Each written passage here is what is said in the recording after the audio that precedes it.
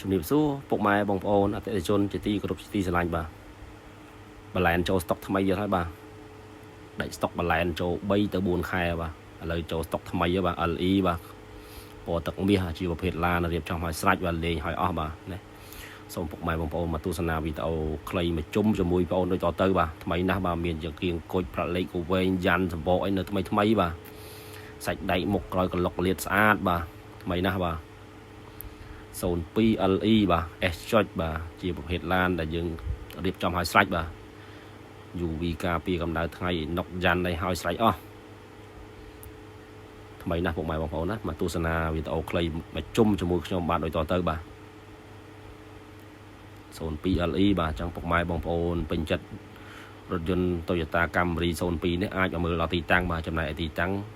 នៅរាជធានីភ្នំពេញតាមបណ្ដោយផ្លូវ2004បាទទល់មុខនឹងក្រសាំង PTT បាទឈ្មោះ6 One Day ទិញលក់រថយន្តបាទចង់ទិញដាច់វាយដូរបរំលោះពុកម៉ែបងប្អូនអាចខលសួរឬអាចឆាតសួរបាទ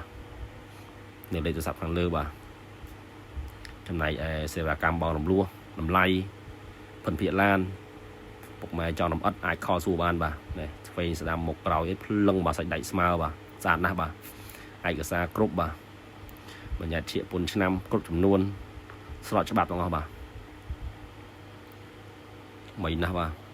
Toyota Camry បាទ02 LE បាទ S ចុចបាទការរៀបចំដូចក្នុងវីដេអូបង្ហាញហ្នឹងបាទមានចគុជមានតាំងពីផ្លាកលេខវែងបាទអ៊ីណុកអីយ៉ាន់បាទពុកស្បែកជាងស្បែកមញ៉េកាមេរ៉ាអីហើយស្រេចអស់បាទពុកម៉ែបងប្អូនជាវទៅប្រើតែម្ដងបាទកាមេរ៉ាក៏ខាងយើងខ្ញុំបំពាក់នៅ VIP ហើយស្រេចបាទមិនថាអញ្ចឹងមកគ្រឿងនេះពុកម៉ែបងប្អូនជាវយកទៅចំណេញច្រើនបាទការរៀបចំហើយស្រេចអស់អញ្ចឹងជាវទៅជិះតែម្ដងបាទតាំងពីស្រោមពុកតាំងពីកាមេរ៉ាជើងតាំងពីកាមេរ៉ាតាំងពីយ៉ាន់សម្បកកង់ក៏នៅថ្មីបាទអ៊ីណុកអីក៏មានហើយស្រេចអស់អញ្ចឹងមកគ្រឿងនេះ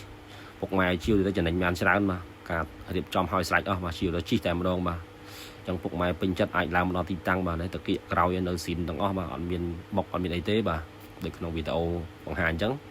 ទាំងមុខទាំងក្រោយទាំងពីបាតក្រោមបាតអីម៉ាស៊ីនជើងក្រោមហាប់ណែនល្អបាទឯកសារគ្រប់ធានាកាត់ឈ្មោះបានបាទតែតាគៀកឆ្វេងស្ដាំអីនៅខៀវបាទនៅស្អាតបាទសូមពុកម៉ែបងប្អូនមើលផ្នែកខាងឡុកម៉ាស៊ីនម្ដងបាទឡុកម៉ាស៊ីនគួរនៅ7ពណ៌នៅស្អាតណាស់បាទមួយគ្រឿងនេះ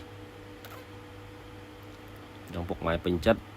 អាចឡើងដល់ទីតាំងបាទចង់ទិញដាច់វាយដូរបរំលោះយើងអាចចរចាគ្នាបានបាទនេះថ្នឹមមុខស្មាមុខស្មាអីពុកម៉ែបងប្អូនឃើញនៅកាយ៉ៅនៅស៊ីនទាំងអស់បាទស្គុតអីនៅទាំងអស់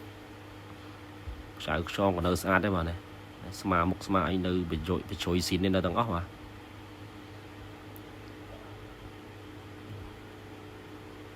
ចង់ពុកម៉ែពេញចិត្តអាចឡើងដល់ទីតាំងបាទចំណែកទីតាំងនៅរាជធានីភ្នំពេញតាមបណ្ដោយផ្លូវ2004បាទជាចុងក្រោយនេះសូមអរគុណសម្រាប់ពុកម៉ែបងប្អូនដែលតែងតែគាំទ្រកន្លងមកបាទសូមអរគុណនិងសូមជម្រាបលាបាទ